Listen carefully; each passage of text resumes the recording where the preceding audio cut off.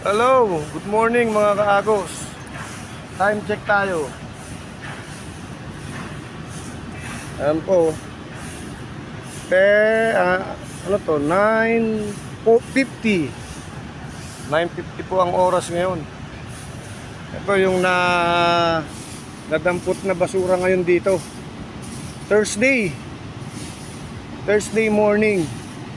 Ayan, clear na po, naiumpok na ang mga dahon, laglag na dahon, mga tuyong dahon na nahulog. At ayan naman po ang basura. Ayan, medyo relax na dahil magti 10 o'clock na, break na ang mga tropa. Magkakape na si paring Elmer at saka yun si King. Malinis na po yan hanggang dun sa dulo, hanggang sa small gym ground. Ayos na po mga kaagos, clear na.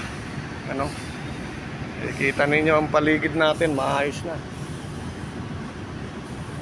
Medyo relax na dahil magkakape na muna. Pangdagdag ng energy para mamaya ulit. Maintenance na lang ang ano nito, magme-maintain na lang. Everyday dapat madadamputan ng kalat, tapos mawawalisan para hindi na mahirap. Kasi medyo matagal-tagal na napabayaan din tong area eh. Laging doon lang sa may small gym ground, saka sa park. Ngayon pati itong playground, pupukusan na rin itong dalawa. Kasi ako pag bakante, assist na lang din. Laging malinis din yung small gym. Magaling yung nakatao ron, si Drigo. Shout out kay Drigo.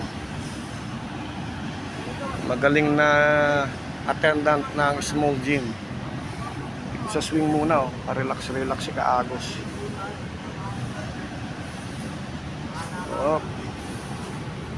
Yung bus natin medyo tune up oh. Ang makina pinapainit. Ayos mga kaagos, ito yung basura pala, mga dampot dito paikot sa playground. Mga plastic lang yan, yung mga dahon, ayan, dadamputin, sabay itatapon dun sa ilalim ng akasya para maging pataba. Okay mga kaagos, bye bye.